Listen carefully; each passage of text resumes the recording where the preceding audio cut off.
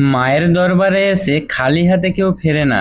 জীবনের কঠিন সময়ে অনেকেই এসে প্রার্থনা করে আশীর্বাদ পেয়েছেন। হ্যাঁ বন্ধুরা, আমি সেই মন্দিরের কথা বলছি যেখানে মাকে 5 বছরের বাচ্চা রূপে পুজো করা হয় আর মাকে জীবন্ত কালী বলা হয়ে থাকে। আর এই মন্দিরটি কোথায় অবস্থিত, কিভাবে আসবে, পুরো ডিটেলসে তোমাদের সাথে শেয়ার করব। পুরো ভিডিওটা তোমরা দেখতে থাকো। তো ফ্রেন্ড, তোমাদের প্রথমে আসতে হবে শিয়ালদা রেলওয়ে স্টেশন। তোমরা রেলে করে আসতে পারো কিংবা মেট্রো করেও আসতে পারো। তারপর সোজা তোমাদের এই দিকটায় সোজা যেতে হবে। তারপর তোমরা শিয়ালদা যে মেট্রো দেখতে পাচ্ছ, এই মেট্রোর কাছে এসে ঠিক এই জায়গাটা দিয়ে যাবে। আমি এখন রয়েছি সেই শিয়ালদার যে ব্রিজ, সেই ব্রিজের কাছে। আর এই দেখতে পাচ্ছ শিয়ালদা রেলওয়ে স্টেশন, আর এটা হচ্ছে টিকিট কাউন্টার। ঠিক এই সোজাটা দিয়ে গিয়ে এই যে ব্রিজের নিচে দিয়ে তোমরা যাবে। এই যে ব্রিজটা দেখতে পাচ্ছ, এই যে মার্কেট, এখানে কিন্তু পুরো কাপড়ের মার্কেট। এই মার্কেটের নিচের দিক দিয়ে গিয়ে ওই দিকটা যেতে হবে। তোমরা দেখতে থাকো, মানে এই দিকটা ওপারে তোমাদের যেতে হবে। এইটা দিয়ে গেলে তোমাদের সুবিধা হবে। তো এই ঠিক ব্রিজের এটা দিয়ে এই দেখতে পাচ্ছ, এখানে এই ব্যাগ দোকানগুলো, আর এখানে কিন্তু সেই জামা কাপড়ের দোকান। আর এই দিকটা গিয়ে কিন্তু ডান দিকে পুরো সোজা যেতে হবে। এখান থেকে জাস্ট পায়ে হেঁটে 5 মিনিট, তাহলেই তোমরা কিন্তু পৌঁছে যাবে মায়ের মন্দির। আর হাঁটতে হাঁটতে কিন্তু আমরা ঠিক ব্রিজের নিচেই চলে এসেছি। তোমরা পারলে কিন্তু লোকেশন সার্চ করে নিতে পারো। এই দেখতে পাচ্ছ, এখানে কিন্তু দেখাচ্ছে 3 মিনিট, জাস্ট এইটুকু রাস্তা, মানে এখান থেকে জাস্ট আর 3 মিনিট।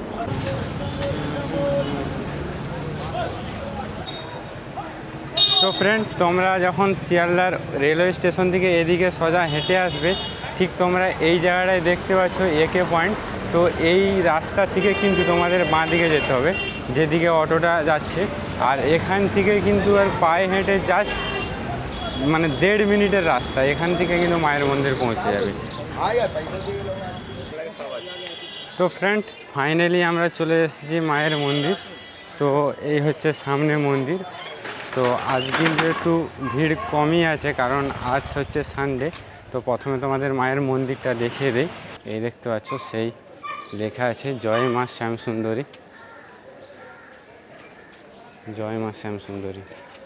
তো ফ্রেন্ড, তো আমি পৌঁছে গেছি। তো এই যে দাদা ভাইয়ের দোকান, আর এখান থেকে কিন্তু মায়ের জন্য পুজোর ডালি নেব। তো দাদা, পুজোর হচ্ছে ডালি কত করে? ডালা আমাদের এখানে 51 টাকা থেকে শুরু আছে। 51 টাকা আছে, 101 টাকা আছে, 151 টাকা আছে, 201 টাকা আছে, এখানে 301 টাকা আছে।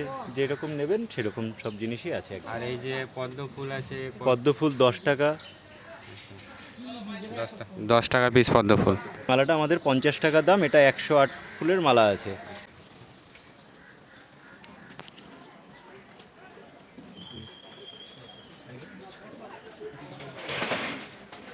ফ্রেন্ড, দেখতে পাচ্ছ মায়ের ডালি নিয়ে নিছি। তো একটা মায়ের জন্য ফুল নিয়ে নিছি, বড় ফুল। আর যেহেতু মাকে বাচ্চা রূপে পুজো করা হয়, তার জন্যে মায়ের জন্য ক্যাডবেরি নিয়েছি। তো চলো আমরা ভেতরে যাই।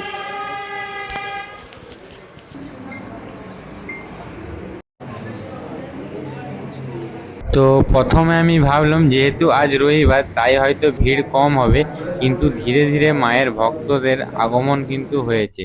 তো এখানে মায়ের পুজো দিতে গিয়ে কিন্তু লাইনে দাঁড়িয়েছিলাম খানিকক্ষণ। আর এখানে মাকে যেহেতু বাচ্চা রূপে পুজো করা হয়, তাই এখানে আতক চাল আর কলা দিয়ে কিন্তু মা তাতেই সন্তুষ্ট হয়। সাথে যে যার মনস্কামনার জন্যে কেউ ক্যাডবেরি, কেউ টেডি মাকে উপহার হিসেবে দিয়ে থাকে। আর এখানে সপ্তাহের যে কোনো দিন তোমরা মায়ের পুজো দিতে পারবে এবং মায়ের দর্শন করতে পারবে।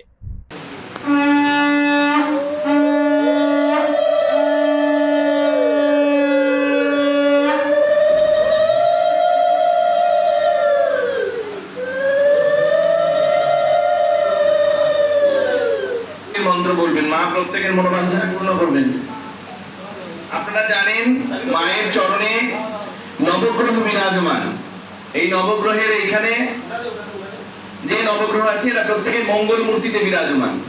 এরা কখনোই অমঙ্গল করতে পারবে না। কেন? মায়ের সামনে সন্তানের কেউ অমঙ্গল করতে পারে না, তার জন্যই এরা অমঙ্গল করতে পারবে না। ঠিক আছে? তাই মাকে অনেকেই 28 শনিবার দর্শন করে। মাঙ্গলিক দোষ, কালসর্প দোষ, সাড়ে দোষ ইত্যাদি দোষ যাদের পাথরকে পড়ে কাটে না বা পাথর কেনার সামর্থ্য নেই, এমনিতে আসল পাথর কিনতে গেলে অনেক দাম, বেশিরভাগই নকল পাথর, যাদের সামর্থ্য নেই তারা মায়ের 28টা পরিবার দর্শন করে নিজের গ্রহদোষ কাটায়। এটা প্রচলিত এবং কথিত যে মানুষের কাটে। কিভাবে বুঝবেন গ্রহদোষ কাটছে? আপনার জীবনের খারাপ জিনিস কেটে যাবে, আপনি নিজেই বুঝতে পারবেন। 4-5টা শনিবার হলেই বুঝতে পারবেন যে আপনার ভালো লাগছে, মনে আনন্দ হচ্ছে, আমার মনে হচ্ছে খারাপ জিনিস কেটে যাচ্ছে, ভালো হবে। জয় মা শ্যামসুন্দরী। সবাই এবার মায়ের পুষ্পাঞ্জলির মন্ত্র মন দিয়ে বলবেন। মায়ের মন্ত্রও সবার চেয়ে আলাদা। ওম সর্বমঙ্গল মঙ্গলে শিবে সর্বার্থ সাধিকে শরণ্যে ত্র্যম্বকে গৌরী নারায়ণী নমস্তুতে।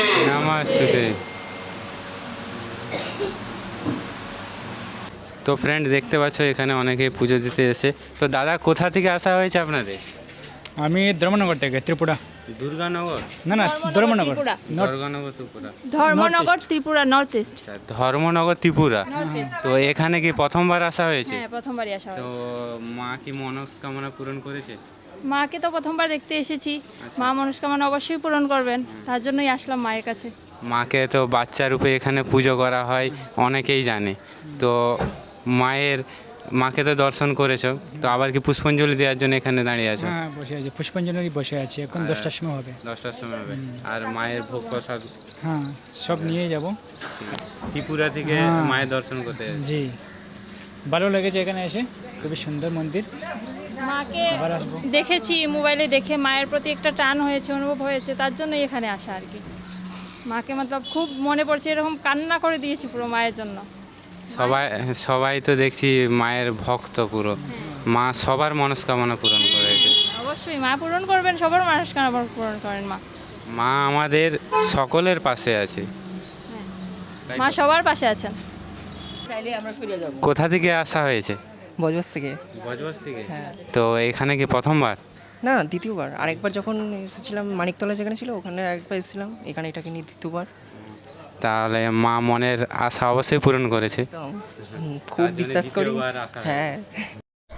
তো এখানে পুজো দিতে আসলে ঠিক 10টা থেকে 10:30টার সময় মায়ের পুষ্পাঞ্জলি হয়ে থাকে, আর মায়ের ভোগ প্রসাদ খাওয়ারও ব্যবস্থা রয়েছে। আর তোমাদের বলবো তোমরা অবশ্যই মায়ের দর্শন করে যাও, মা তোমাদের মনোকামনা পূরণ করবে।